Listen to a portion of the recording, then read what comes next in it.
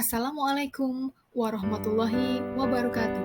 Pada kesempatan ini, kami akan memaparkan tugas kolaborasi modul 1.4 tentang budaya positif. Ucapan terima kasih kami haturkan kepada Bapak Dr. Andes Edi Dwi Susanto, MPD, selaku fasilitator, dan Ibu Deno Wijayati, MPD, selaku pengajar praktik. Berikut anggota kelompok kami yang terdiri dari 1. Ibu Sunarsih, 2. Ibu Kensivi Mialdianisa, 3.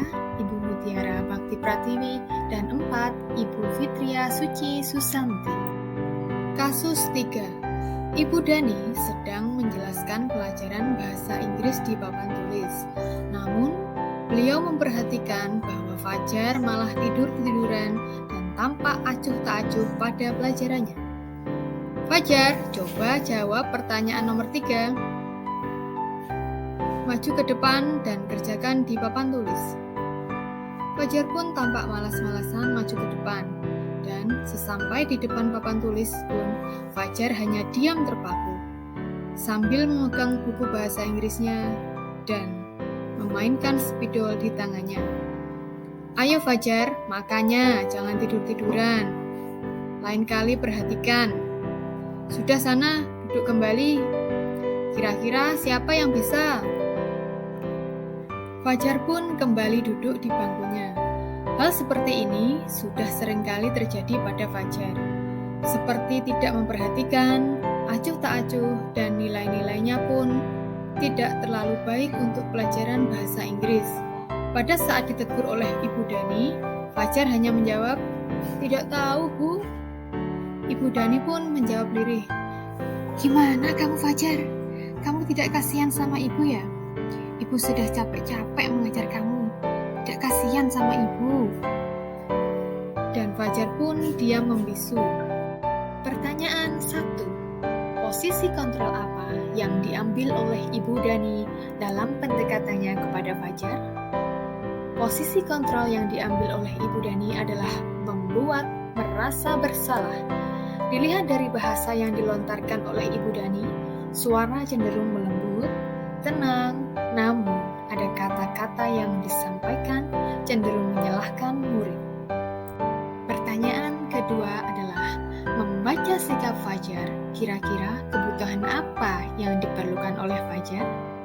Dari sikap yang ditunjukkan oleh Fajar, kebutuhan yang diperlukannya adalah kebutuhan kasih sayang dan kesenangan. Indikatornya adalah sikap Fajar tidak memperhatikan, acuh tak acuh, tidur-tiduran dalam kelas, bahkan nilai bahasa Inggrisnya kurang bagus. Pertanyaan ketiga, bila mana Ibu Dani mengambil posisi pemantau, apa yang akan dilakukan atau dikatakan olehnya? Pertanyaan-pertanyaan seperti apa yang akan diajukan? Jelaskan.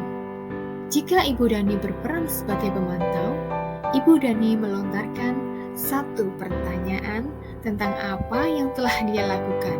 Misalnya, apa yang telah kamu lakukan, Fajar?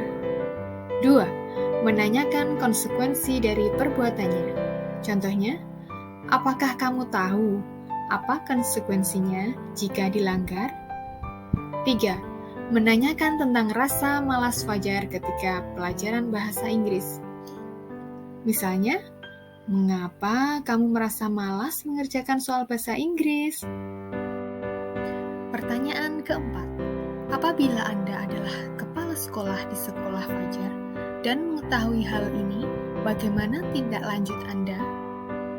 Apabila saya sebagai kepala sekolah dan yang saya lakukan adalah 1.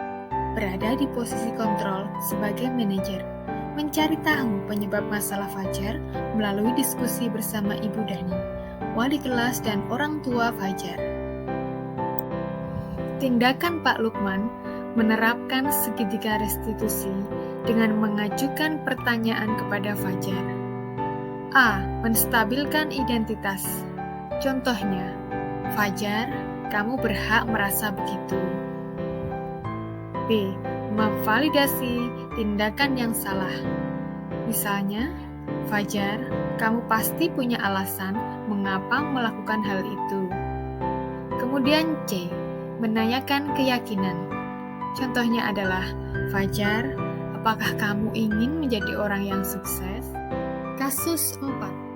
Anto dan Dino sedang bermain bersama di lapangan basket dan tiba-tiba terlibat dalam sebuah pertengkaran adu mulut. Dino pun menjadi emosi dan mengadakan kontak fisik, menarik kemeja Anto dengan kasar sampai 3 kancingnya terlepas. Pada saat itu, guru piket langsung melerai mereka dan membawa mereka ke ruang kepala sekolah. Ibu Suti sebagai kepala sekolah berupaya menenangkan keduanya, terutama Dino.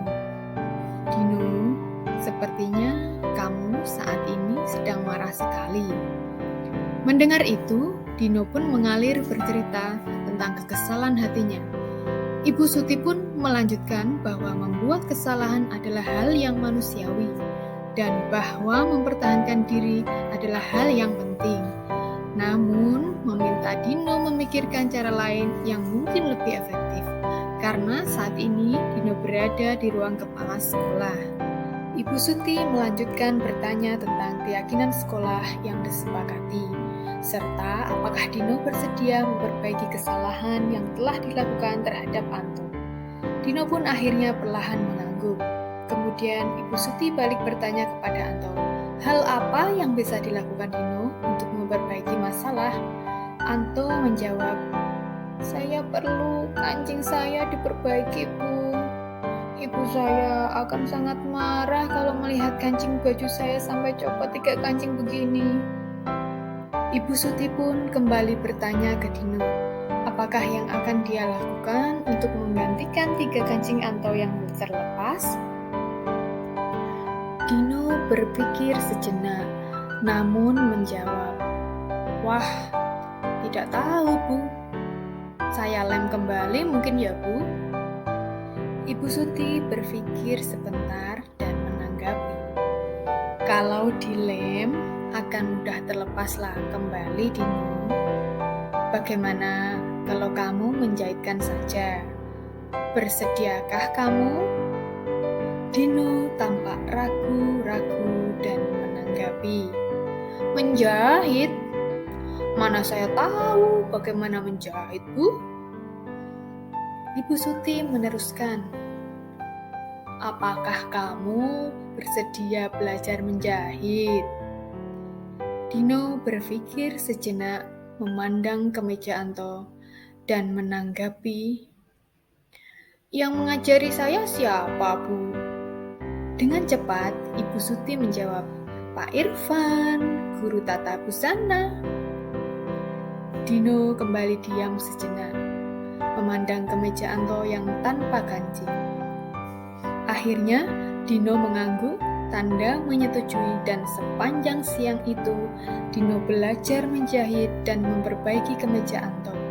Terakhir kali terlihat kedua anak laki-laki tersebut, Dino dan Anto, pada jam pulang sekolah. Mereka sudah bercengkrama dan bersendau gurau kembali. Pertanyaan 1. Posisi kontrol apa yang telah dipraktekkan oleh kepala sekolah Ibu Suti? Ibu Suti mengambil posisi kontrol manajer. Hal-hal apa saja yang dilakukannya sehingga Anda berkesimpulan demikian? Hal yang dilakukan oleh kepala sekolah, Ibu Suti berupaya menenangkan keduanya, meminta untuk memikirkan cara lebih efektif. Di sini Ibu Suti juga menanyakan tentang keyakinan sekolah yang disepakati dan memperbaiki kesalahannya. Karena posisi manajer di mana guru mempersilahkan murid mempertanggungjawabkan perilakunya, mendukung murid agar dapat menemukan solusi atas permasalahannya sendiri, serta menerapkan segitiga restitusi. Pertanyaan 2. Dalam kasus tersebut, bagaimana Dino dikuatkan? Bagaimana Anto dikuatkan oleh Ibu Suti?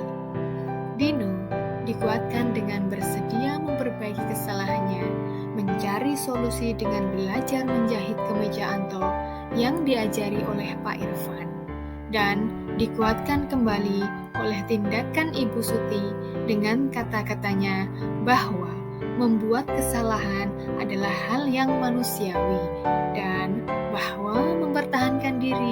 adalah hal yang penting. Sedangkan Anto dikuatkan dengan terpenuhinya kemejanya diperbaiki oleh Dino. Pertanyaan ketiga.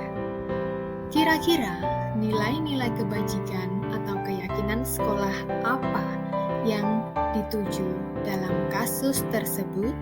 Jelaskan. Nilai kebajikan kejujuran, karena Dino sudah berani menceritakan tentang kesalahan hatinya. Nilai kebajikan tanggung jawab, karena di sini Dino memperbaiki kesalahannya dengan menjahit kemeja Anto. Nilai kebajikan saling menghormati, karena di dalam suatu permainan harus bermain sesuai aturan dan jangan sampai ada pertengkaran, apalagi sampai main fisik ataupun adu mulut. Tetap jaga solidaritas atau kerukunan. Kemudian nilai kebajikan berakhlak mulia. Refleksi. Perubahan paradigma stimulus respon menjadi teori kontrol yang akan dilakukan oleh guru tentunya harus memikirkan kebutuhan dasar murid dan memposisikan guru sebagai manajer dengan menggunakan alur segitiga restitusi dalam penyelesaian masalah, agar siswa dapat tumbuh motivasi intrinsiknya sehingga tercipta budaya yang positif. Demikian pemaparan tentang hasil diskusi kelompok kami tentang kasus 3 dan kasus 4. Terima kasih. Salam guru penggerak, tergerak, bergerak, dan menggerakkan. Wassalamualaikum warahmatullahi wabarakatuh.